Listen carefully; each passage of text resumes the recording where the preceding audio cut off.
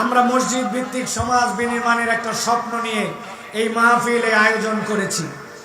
আপনাদের কাছে 5টা পয়েন্টে আপনাদের কাছে জানাই রাখতে চাই, আমরা এই মসজিদের স্বপ্ন দেখেছি কি জন্য। অনেক এলাকায় অনেক ইউনিভার্সিটি আছে, অনেক বড় প্রতিষ্ঠান আছে, অনেক বড় বিশ্ববিদ্যালয় আছে, সেখানকার মানুষজন সেইটাকে নিয়ে গর্ব করে।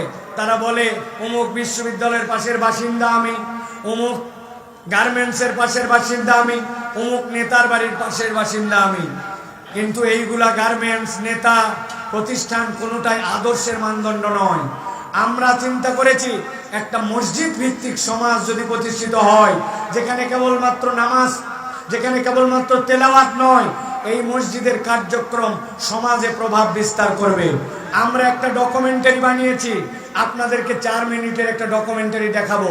তবে তার আগে বলতে চাই, হে তরুণ, হে যুবক, আমার মুরব্বীরা, আপনারাও আপনাদের এলাকার যে মসজিদ আছে ওই মসজিদগুলোকে নিরেট কেবল সালাত আদায় করা, নিরেট কেবল তেলাওয়াতের জায়গা না বানিয়ে মসজিদ ভিত্তিক সমাজ নির্মাণের জন্য এই কাজগুলা গ্রহণ করতে পারেন কিনা ভেবে দেখেন।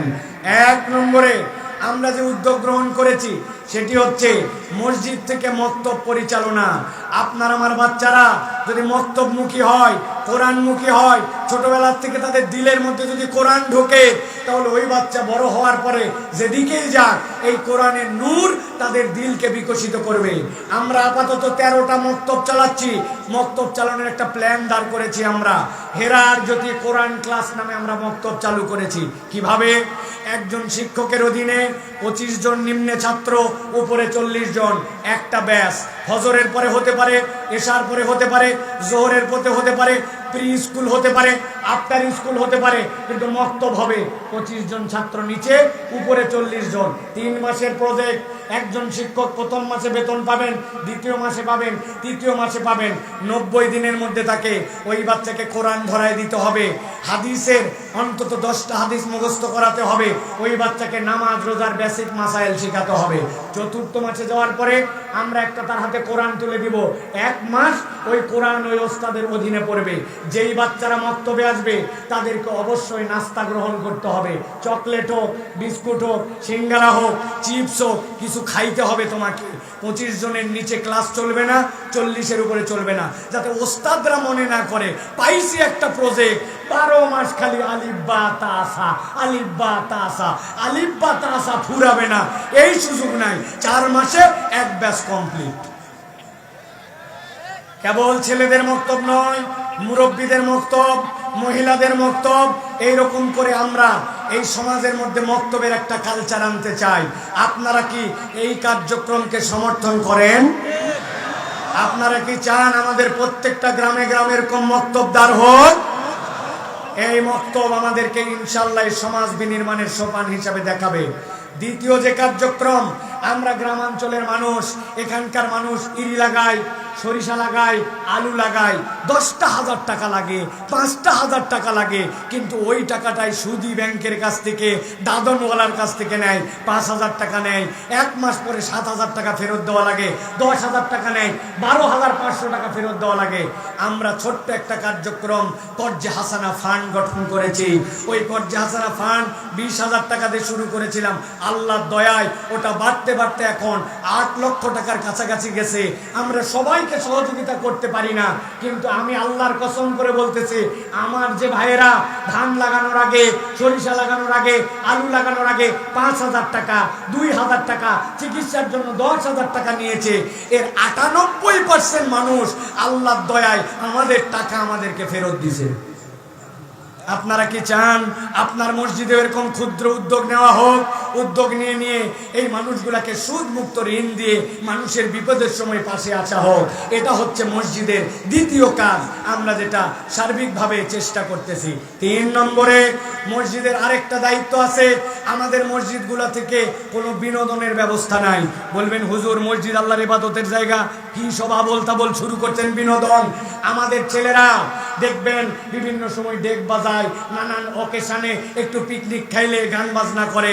আগে খাইতো বিড়ি, এখন বিড়ি খাওয়া বাদ দিছে, বিড়ির ভিতরের মশলা বাইর করে ওর ভিতরে গাঁজা ভরে খায়। আছে না ভাই? আমরা খালি বলছি তোমরা খুব খারাপ ছেলে, তোমাদের এগুলো করা উচিত না, এগুলো করা গুনার কাজ, এগুলো যারা করে জাহান্নামে চলে যাবে। ওই ছেলে কারো ওয়াজ শোনে না।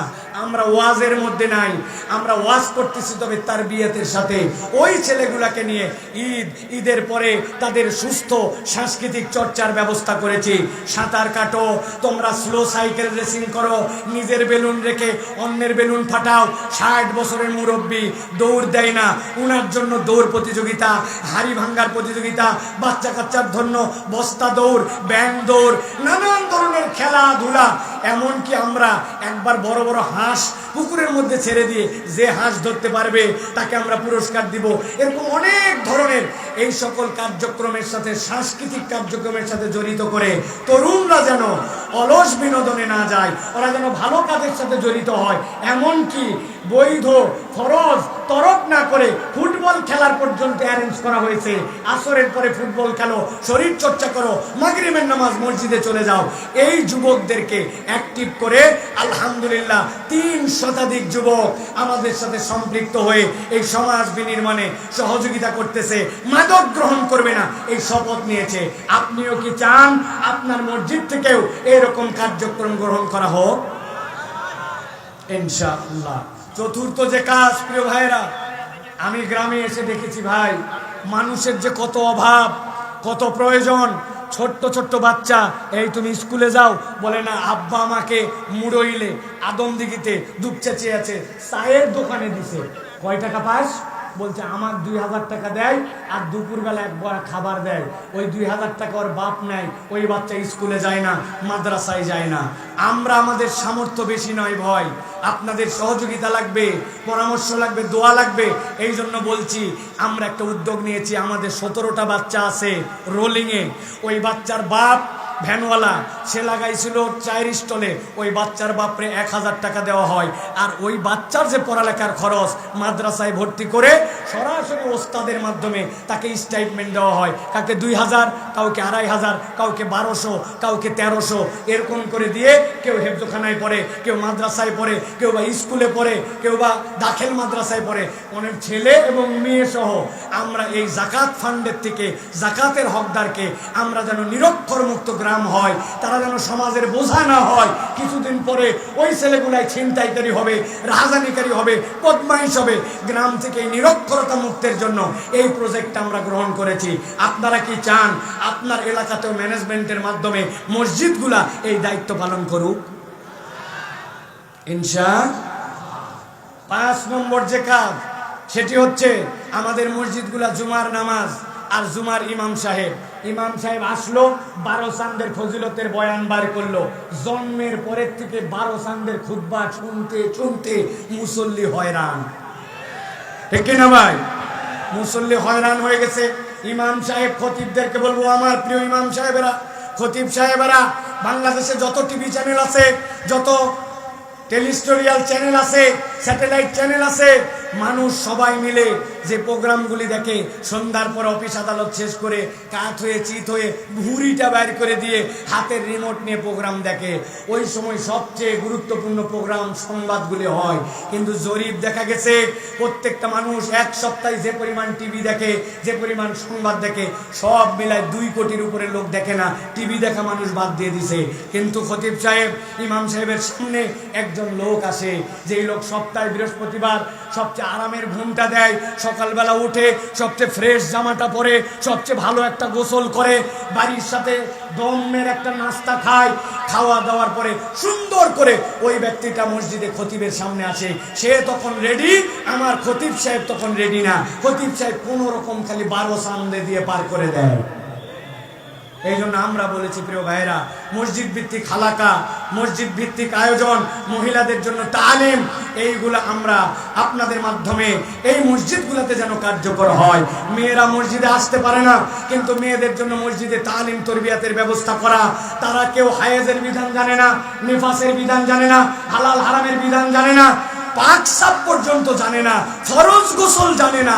অবাক হয়ে যাবেন এই জন্য মসজিদগুলোতে মাসে একটা তালিম, সপ্তাহে একটা তালিম, পাক্ষিক বৈঠক, মাসিক হালাকা, এই কাজগুলি যেন গ্রহণ করা হয়। যেই 5টা কাজের কথা বললাম, এইভাবে আমরা কার্যক্রমগুলা চালাচ্ছি এবং আপনাদের কাছে অনুরোধ করতেছি আপনারাও এইভাবে এই কার্যক্রমগুলো চালানোর জন্য উদ্যোগ নেন। বুদ্ধি লাগলে নেন, পরামর্শ লাগলে নেন, যোগাযোগ করেন। ক্ষুদ্র একটা হায়াত, এই হায়াতে আমরা একটা ভালো কিছু করে যেতে চাই। আপনারা মসজিদের দায়িত্বশীল যারা আছেন এইভাবে উদ্যোগ নেন। আল্লাহ যেন তৌফিক দান করেন।